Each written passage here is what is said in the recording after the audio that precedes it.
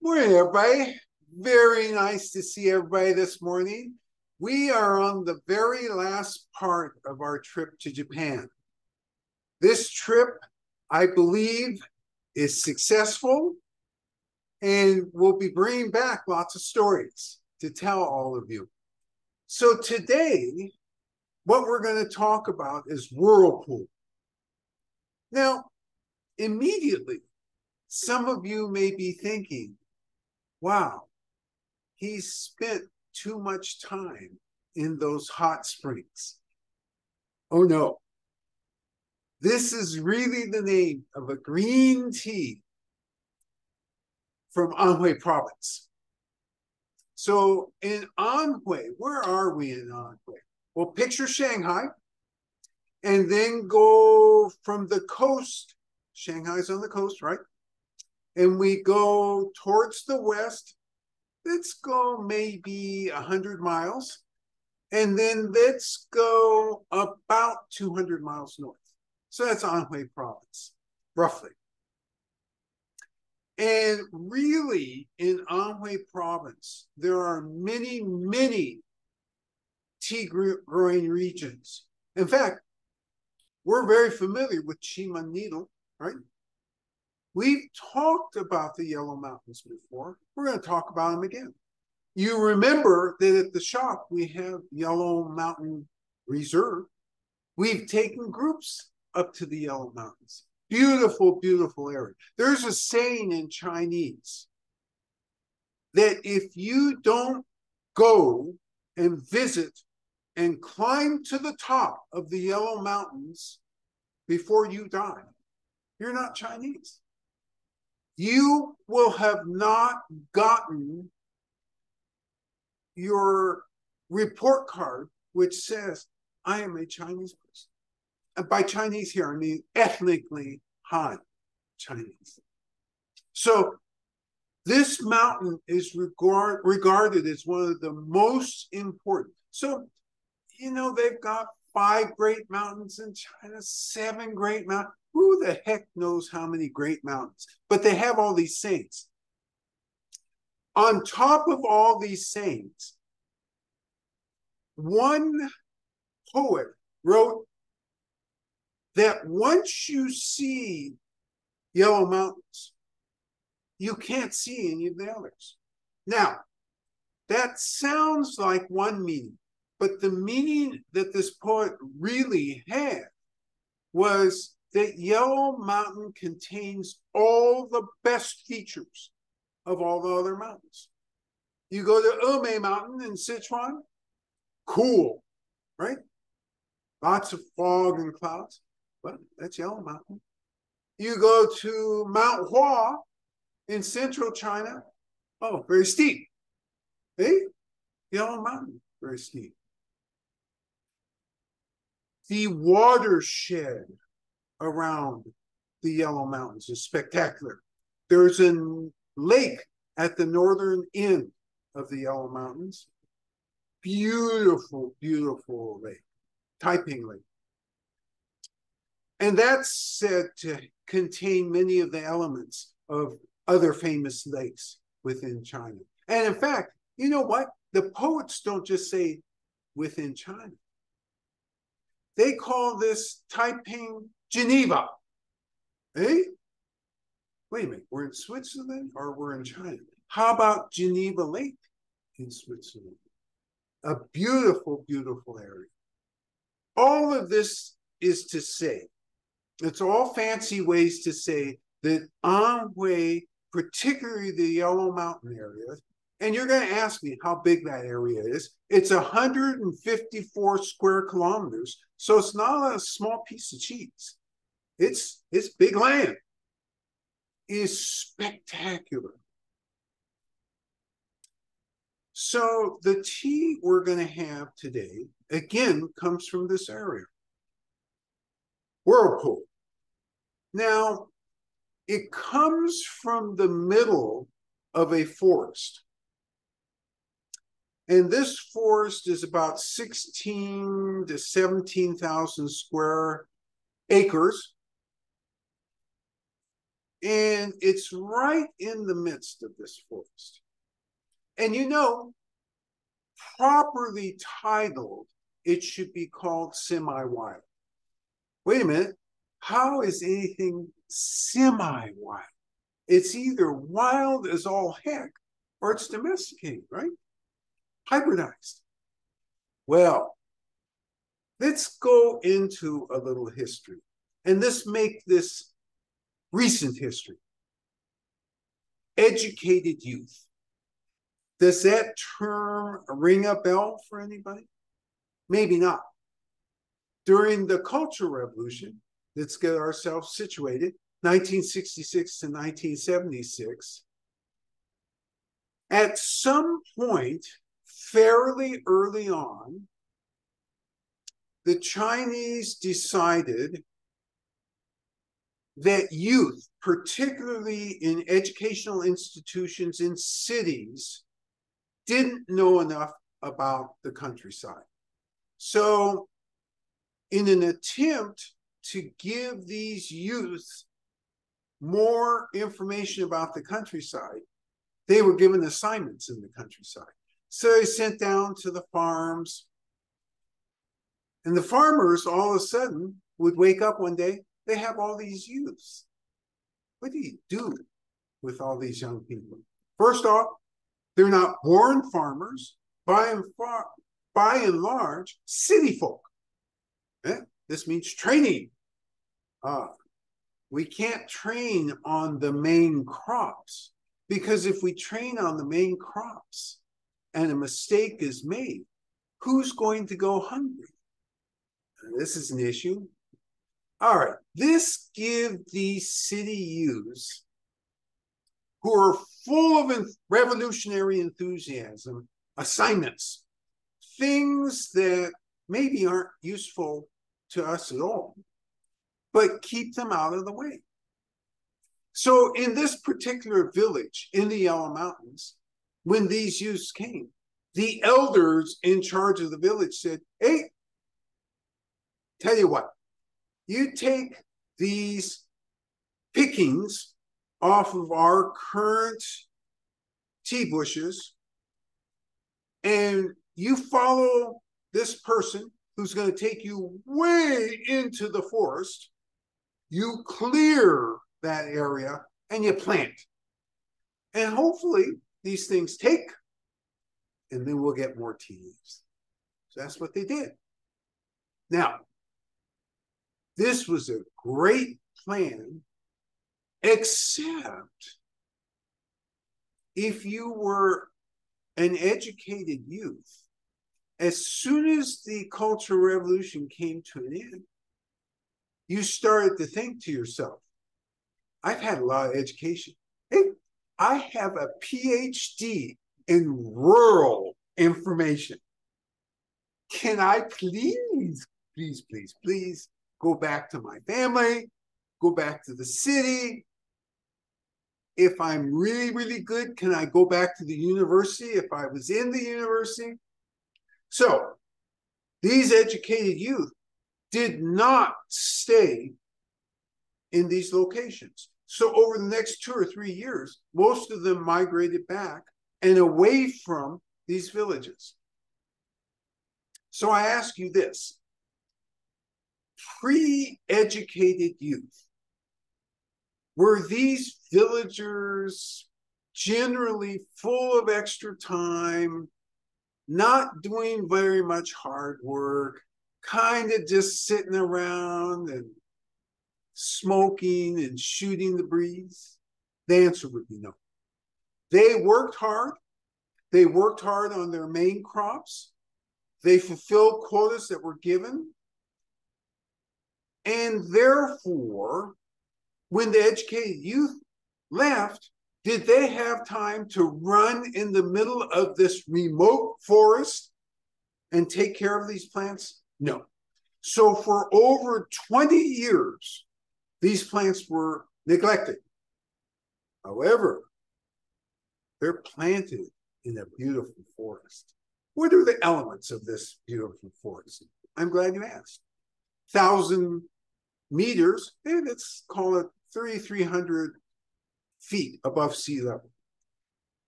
Okay, relatively high. And in a cloudy valley, lots of clouds most days. So they weren't getting that extreme heat, good watershed.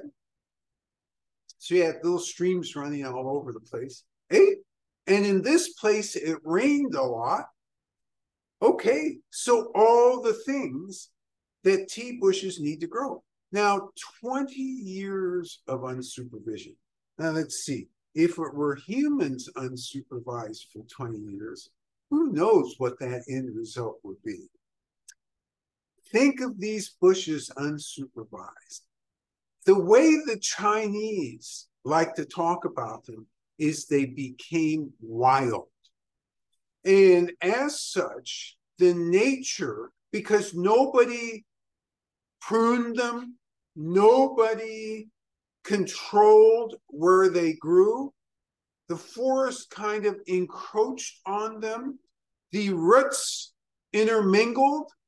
Therefore, whatever you had originally had undergone change.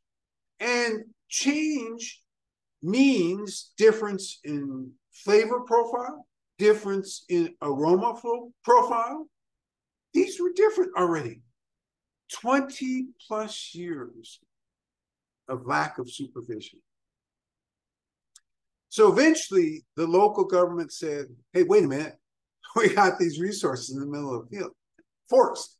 You ought to be picking those things because now we're in a more entrepreneurial era. So let's get out there and get rich. Let's pick this stuff.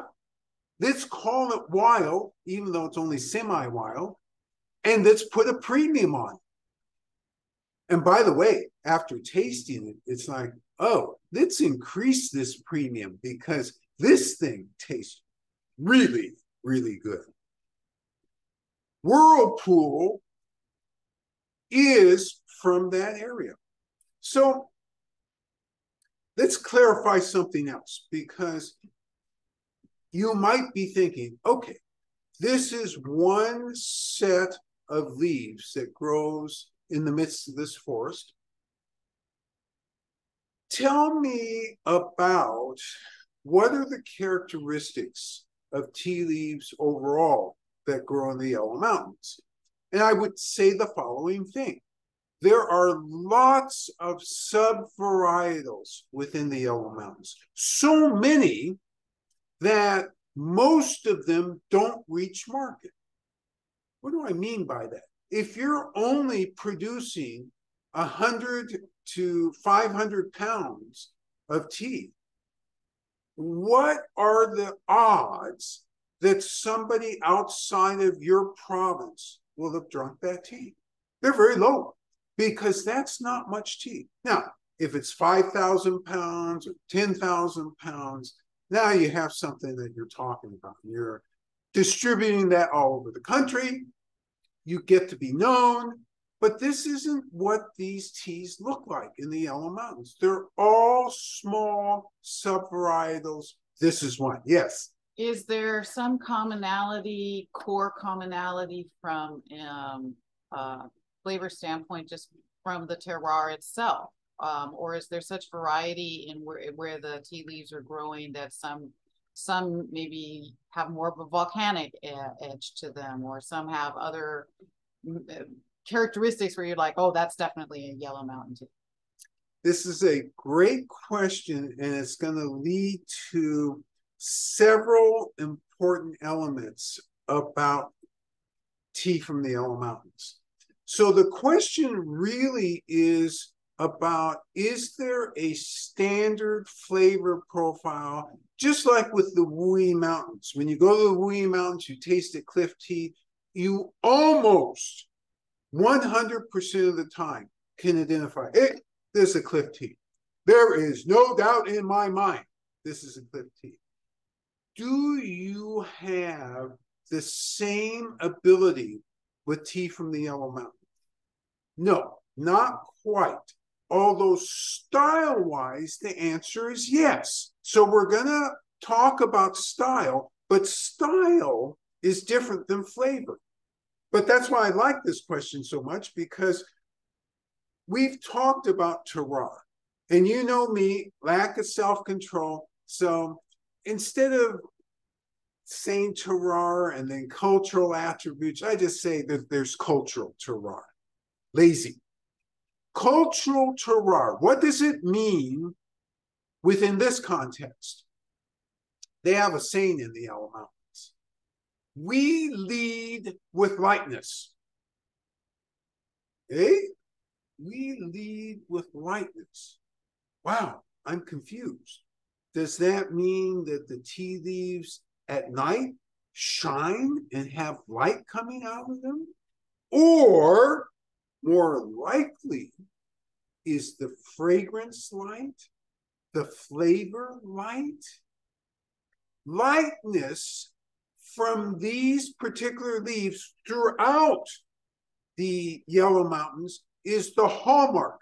That is the cultural terroir of farmers as they roast this. They want light. Their consumers want light. I wonder why. Maybe their palate is light. Are they eating those Sichuan chili corns every night? Oh, wait a minute, they're in Anhui. No, I guess not. I guess they're not eating those Sichuan chilies every night. Are they close to Hunan? No. Hunan is a long ways away. So that influence of a heavy palate, not there. They eat lighter palate. They roast the tea lighter. That is the hallmark of Yellow Mountain green teas. Always lighter. And at first, the boss, the tea master, said to me, and she's quite correct, she said, now wait a minute, John. This is light. It's very light. You and I love this stuff, but how can Americans who have heavy palate love this stuff? Eventually, we made the decision, especially after we took customers up there. You know what? They liked it when we took them up there. Let's bring some into the shop. And so it's turned out that the Yellow Mountain teas, there is a segment of the green tea drinking population that really likes that light. So that's an important characteristic, and I thank you for the question, because this is a cultural terroir of that area, no matter what the taste is. And I'm going to talk to you a little bit about the taste. As the tea master brews, you're going to come up with a taste, and then by the time I get back on, I'm going to tell you what I think the taste is. And I'm going to compare that with what the Chinese say the taste is. So, Tea Master has been letting me know we don't want heavy explanation before I do a demonstration. Just like we want light tea, we want a light explanation. So that was a light explanation. And it is my great pleasure to welcome the Tea Master. And what she's going to do is brew, and you're going to brew along with her. We're not going to do a demonstration brew. We're going to brew together. Yeah. Good morning, everyone. Yeah. So we do yellow. No, Yellow Mountain. Yellow Mountain. Yellow Mountain. But green tea. Green tea. So same usual, huh? We took another 175. So we use 175 as the temperature we draw the water, and then we dissipate the steam. You can never, ever go wrong by getting it down to around 170. Why is that? This is inherently light. This will make sure that the flavor is as bright as you can make it.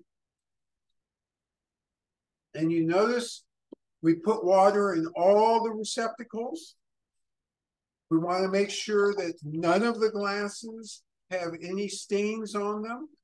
We also, by having 3 glasses, are going to speed up this dissipation of steam.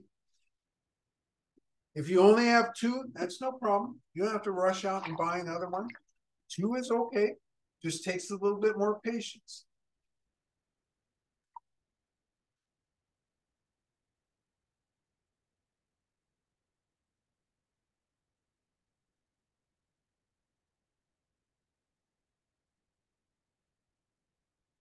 Okay, and so the tea master has dissipated the steam to her satisfaction. We have the pre-measured Whirlpool leaves, and she's going to put those in the heated cup. Yeah, one more. One more heat dissipation. Steam dissipation, sorry about that. And what do we do with these leaves when they go in the cup? We're heating them up. And we want to sneak in our first idea of an aroma profile. We know it's going to be light, but we now want to put definition to that lightness. So light talks about penetrating or lack thereof quality of either a flavor or aroma, distinctiveness of flavor or aroma, but it doesn't tell you what that aroma exactly is. It doesn't tell you what the taste is exactly. So when I use the word light, don't make a mistake assuming that it won't be unique. It'll be unique. Every one of these teas. Oh, and 2 minutes. this has a 2-minute steeping time. So you should all make sure that your timers have 2 minutes on them. Okay. And that your receptacle cup is getting heated as well. Now, let's take a look at this. Wow, this is beautiful. Take a look. So most of it is at the top. Some of it's hanging below. Oh, smells light, but smells good.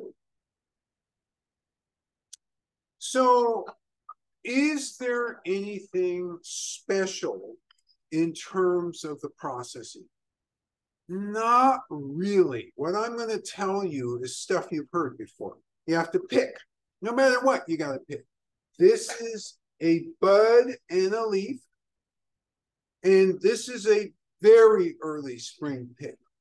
So from a caffeine standpoint, those of you who are wondering, what has more caffeine? A early spring pick or an early fall pick?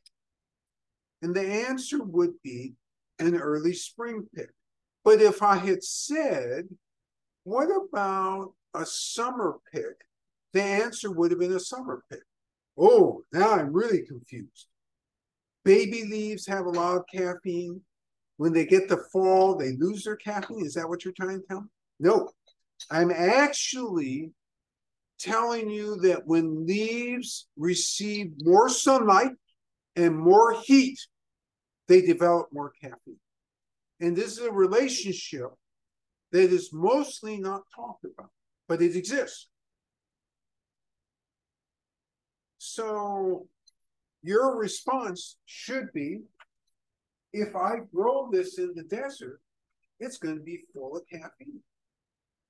And technically, you would be right.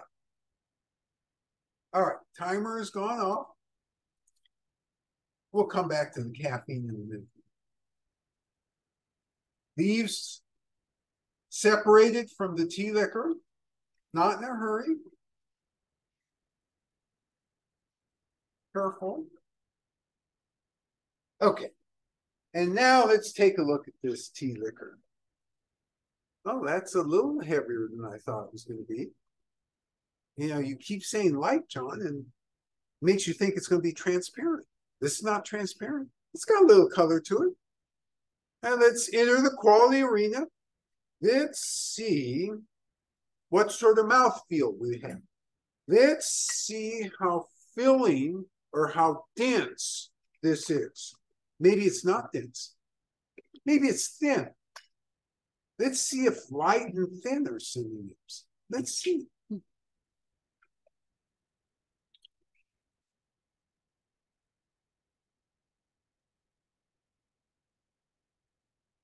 my goodness.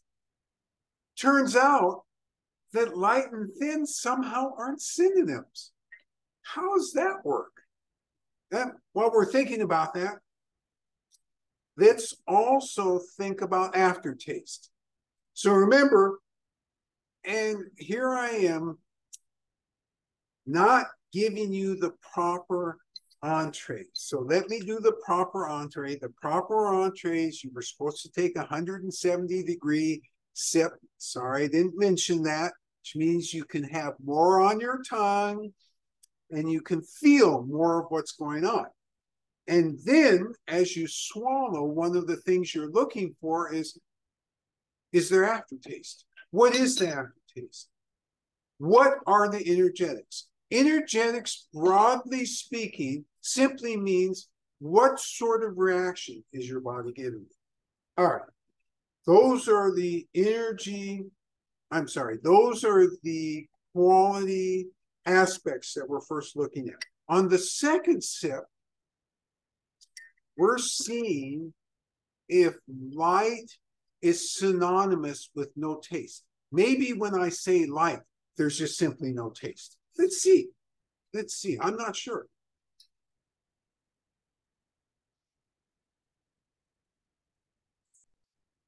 Wow. If this is supposed to be no taste. No, there's something there. There is real taste there. Yes. Do the farmers describe this as a light flavor? Because I'm backing into a different question about brewing. Now you're talking about brewing here, dissipating steam, lighter, lower temperature a little bit. So we know that brings out brightness. It's hard for me to imagine that farmers are going to that kind of effort when they're brewing. And yet still, if it's a saying out of Yellow Mountains that tea that comes from this region is you have an experience of it being light. I mean, processing affects flavor, but also brewing affects flavor. So how do the farmers make this tea? Great question. The questioner is asking, or is actually making a supposition. Starting out with, here we talk about ways of brewing. We have a standard for brewing, and perhaps that standard somehow interacts with lightness. So the question really is, how do farmers brew this tea? Do they use those little tiny cups, of which of course I have none sitting here right this minute? Do they use those little tiny cups? Does any farmer who's doing green tea use tiny little cups? The answer is no. They never go the Kung Fu style. They're always about large cups. Now, remember, we're in America, so we do supersized cups. They're not using supersized cups. They're using about half, about 8 ounces. That's what they use for their large cup. But it's the same principle. They're not doing small cup tea. And so the result is, oh, and by the way, I know what you're thinking. Well, what if they're using fewer leaves? What do they use in terms of leaves? Well, they just stick their hand in there, boink, and throw it in. So unlike us, we got the weight, X number of grams, X amount of time. They eyeball it. And actually, they do more than eyeball. Now that I'm thinking about it, because I remember being down at the bazaar where they're selling lots of different farmers' leaves and people actually making the tea. Here's the number one thing they're doing. They're trying to elicit aroma, because what is the thing that strikes us tea drinkers first? Even if we want to do something else first. We always end up, oh, that smells good. And that leads us to do all the other things. So the answer really to your question is they're looking to get close to this type of aroma. And this type of aroma leads back to this type of flavor. We actually didn't just make this stuff up. We modeled on what we were experiencing in the Yellow Mountains. But if you ask them, can you make a supersized cup? They could not, because that's not what they're used to. And we had to extrapolate from what we remembered smelling and what we remembered tasting. So that's a long answer to a seemingly short question, but this is really a lot of complexity involved in this. All right. I said I'd talk a little bit more about caffeine. I usually don't like talking about caffeine. I mean, we know the general rules among Chinese teas. The less processed, the more caffeine, right? That still holds true. Part of what new science coming out of China is saying is two other things. The younger the bud, the more caffeine. So the youngest buds are always at the beginning of spring. And so if you compare them to buds later in the season, the comparison is always going to be more caffeine in the younger buds. But then that is trumped by more heat and more sunlight. So no matter what, unless you're in a massive drought, that early spring stuff cannot equal the summer stuff in terms of caffeine. And so this is one of the confusions that people face when they're thinking about caffeine, because if somebody's serving a summer tea and say they've actually done tests on the tea and it's seeming to indicate, more caffeine than one might have expected, and they don't know why, because we seem to indicate, well, maybe the spring tea should be the highest caffeine. Here would be the reason. That is the technical reason. Furthermore, Chinese scientists are slowly edging up to saying one other thing. And this one other thing, I want you to think about carefully and take it carefully, remembering that we try and define for you for each of the styles of tea, what that caffeine level approximately is going to be. So science is saying for the equivalent tea modality, so green tea to green tea or red tea to red tea, the further south you go, the more caffeine there is in the tea. So caffeine is directional. So what happens when you go east? Is that, what, 2/3 of south, or what's going on with that? All right. That really is linked to the fact as you go further south, what's the heat profile? Hotter. Sunlight profile, more. Exposure profile, much more. Caffeine, greater. It does not matter that whatever modality you use, you just got to remember to compare modality to modality. So you can't compare a green tea to a red tea. You do that, wrong. Green tea in Midlands to green tea in the South, that's the right comparison. What impact does humidity have in that sort of framework where heat seems to be the paramount feature, and we know that the leaves love to have the damp?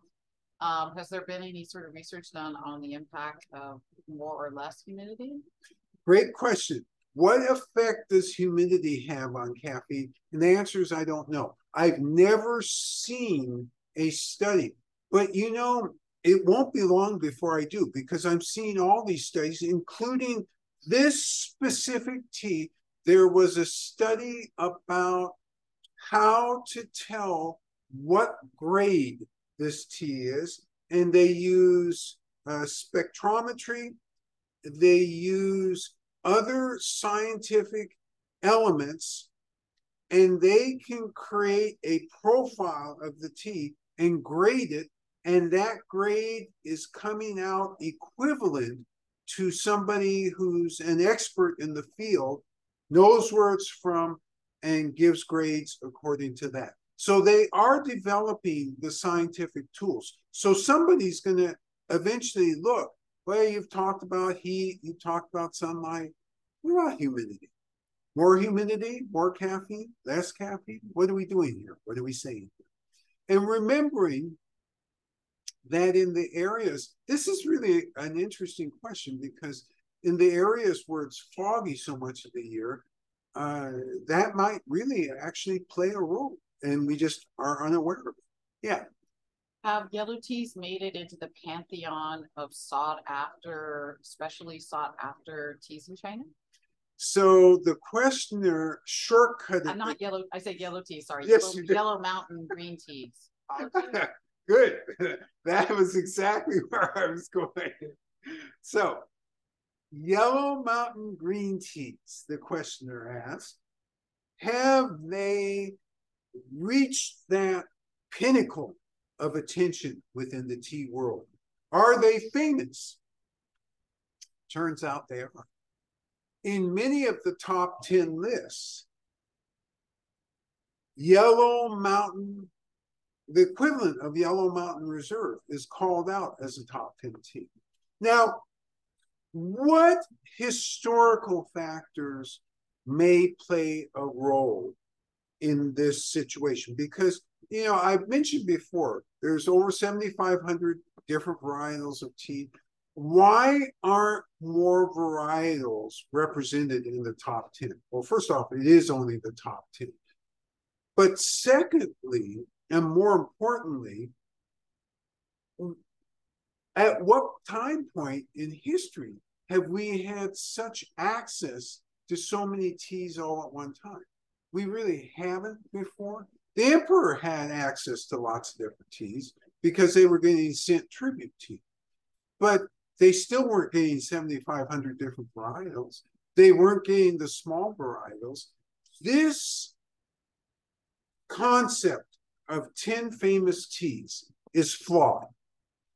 It's not flawed from the origin of the concept, because the origin of the concept was really good, really, really good.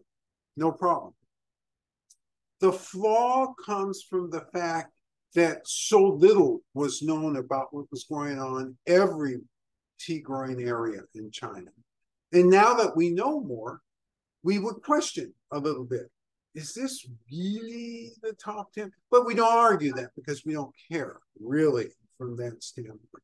But that tells you that this tea has been around for a long time. It's been a tribute tea since the Tang Dynasty. Tang Dynasty, for those of you who don't know, I'll make up some dates, about 618 to 960. I'm sure I'm off by a few years, but that's the general gist of it.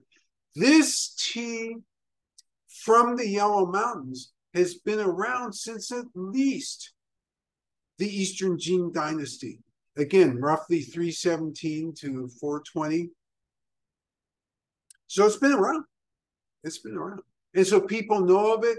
You ask them, okay, give me a top 10 favorite tea. Well, because they don't know all the small varietals.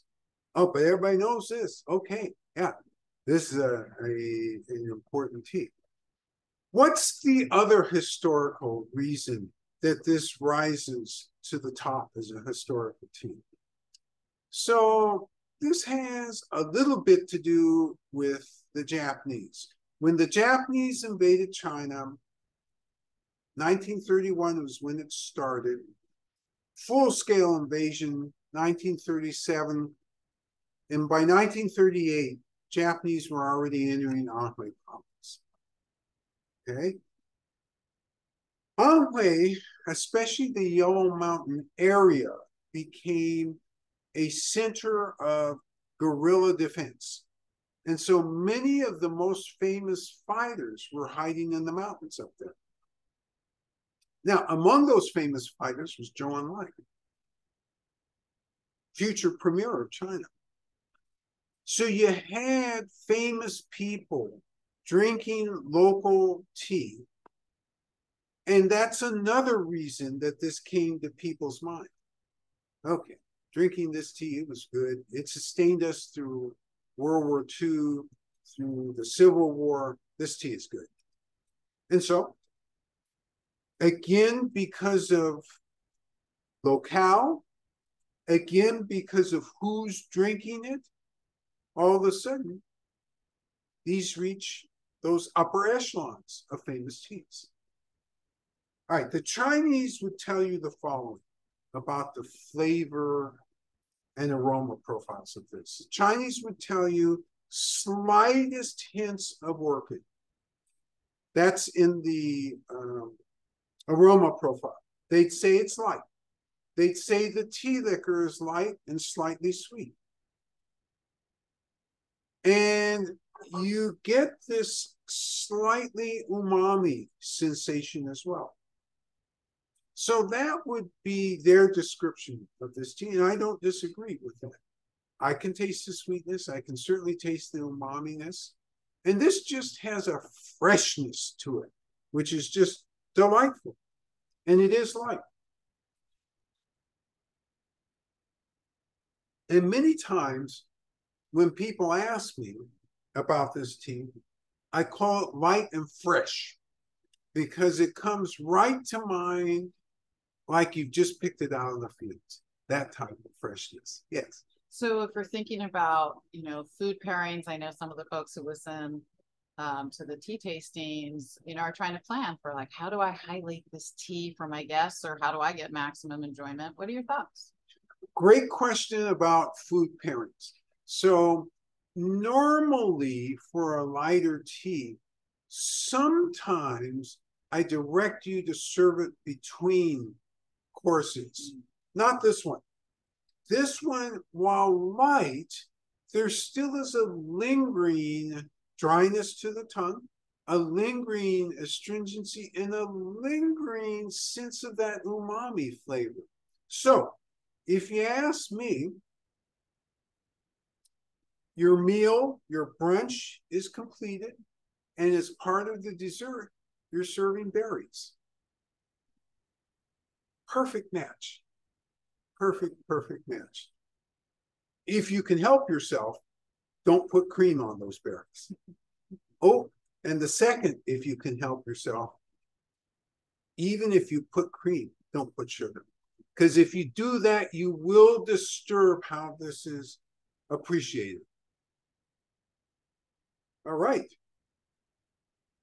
This has been a fun session for us. I'll tell you what, neither the tea master nor I can wait until next week when we see you live and hear your questions. And by the way, if you do have questions or comments, feel free to email us about those. And while we're traveling, we'll respond to those as best we can. We'll be open again at the shop on May 6th. We're looking forward to seeing all of you at that time.